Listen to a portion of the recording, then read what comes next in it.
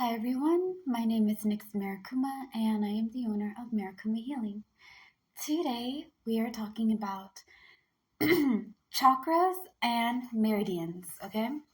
So the channels, and we're talking about our chakras. If you guys want to know more about chakras, I know this is going to sound very silly. Avatar: The Last Airbender is a Nickelodeon cartoon show, all right? It's a Western style animation. And it talked a lot about war, it talked a lot about life, it talked a lot about energies and things of that nature. Okay. And one part of the episode has Aang going to a guru, like a spiritual teacher, if you will. I have hiccups. I have hiccups now. I know sometimes I stutter, but this is not one of those days. Anywho, he goes to a teacher and they teach him about his chakras and things, and they talk about what each one lines in and what he's blocked by on them. Okay, understand that everybody's blocked there. If your chakras are blocked, is blocked for different reasons. Okay, like your blockage may be different from their blockage, and their blockage may be different from mine. Okay, it's not everybody blocked by the same thing. You have different things that affect your life in certain ways that kind of leave you stumbling. So, all right. That being said, I'm going to read from the book. The Complete Grimoire by Lydia Paradis. Chakras and Meridians. Chakra means will or circle in Sanskrit. It refers to energy points on the body that allows us to manage energy.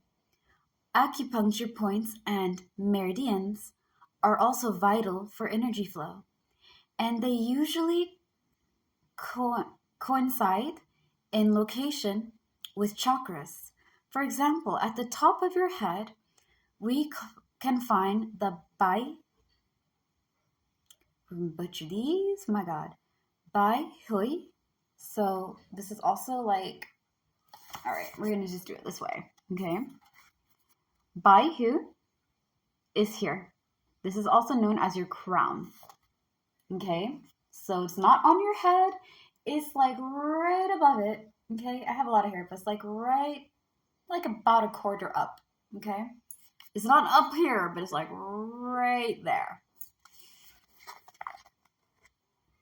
Okay. And it matches the location of the crown chakra. Despite their similarities, chakras and acupuncture points are not the same. Think of chakra as a gate that allows us to project and receive energy. Acupuncture is part of the circuit. So like I was telling you guys about streams, right? I want you to think of all these as little ponds.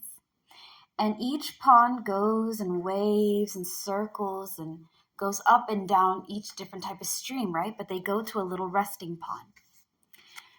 The stream is the meridian, and the pond is your chakra, okay? And sometimes life gets really funky and it blocks us from certain energies and parts of ourselves. And we go so long unblocking it that we kind of think it's normal to feel the way that we feel.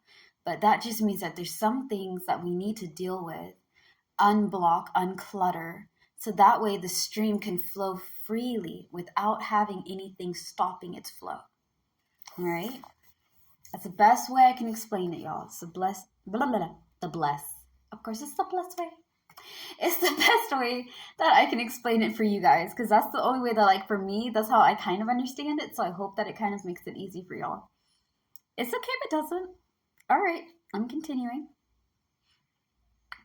Activating and opening our chakras allows us to consciously receive and send energy. So unconsciousness is without thought. Consciousness is with thought. So we can actively and knowingly touch into these types of energies. We can activate different parts of our energies, different parts of our chakras and streams that we need or want to access to, all right? So it gives us the freedom to do so with our conscious mind. All right. Receive and send energy to the universe. When we have finished our energy work, we should close our chakras, except for the root chakra. Okay, now the root chakra, honey, is the first one. Okay, so it's this one right here. This is your root, where the red, I know the red and orange seem the same, but like this bottom one right there. Okay, that one should always remain open. And the crown, so from up here and from up here. Okay, so your roots and your chakra should always remain open.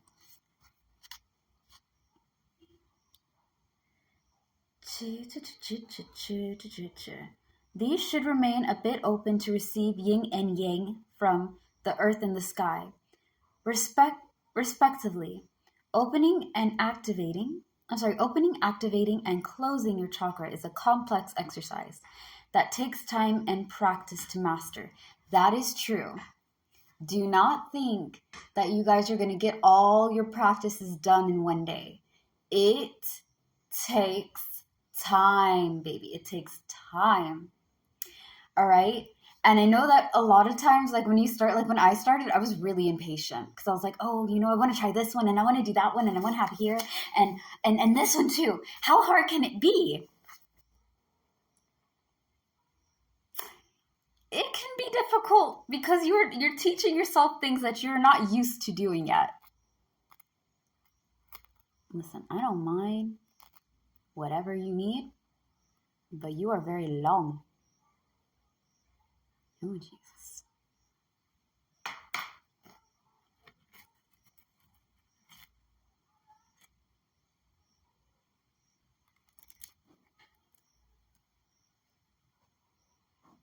I know, guys, I'm being a bit distracted right now, but I want my candle to be like running free, man. Okay. I know what's up with me and candles, but this candle's really important, okay? And I promise you guys we'll get into that when we start doing like more of like herbs, crystals, candle magic, and things of that nature. You guys are going to have a lot of fun. All right. Well, now where was I? Sweet Jehoshaphat helps my mind. Ah, there it is. Opening, activating, and closing your chakras is a complex exercise. Yes, it is. It takes practice. It takes practice. Do not think that you're going to get all this stuff done in one day.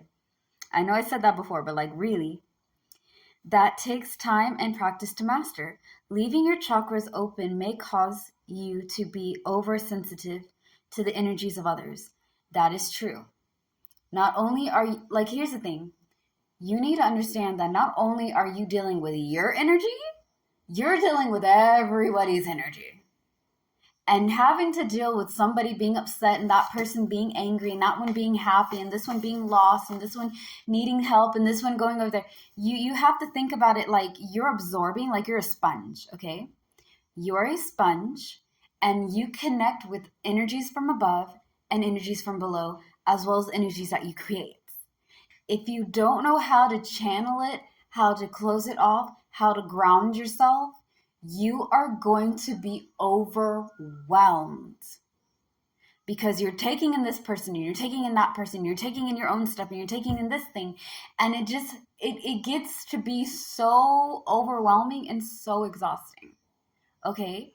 That's why grounding techniques, meditation, prayer, kind of decompressing is very important because you are being overloaded with other types of things and you can't be handling the weight of the world on you. Okay? You have to, that's why you need the balance between like, I know what I need and I know what I can give. I can't give you 100% if I'm at max 30. Okay, so I can give you like 15% and save 15% for me, but I can't give you what I don't have. You feel me? All right, we're going to continue reading more about this on the next video. More on chakras and meridians. Always remember, guys, slay the day, be happy and be gay. Peace out, and I love y'all. Bye.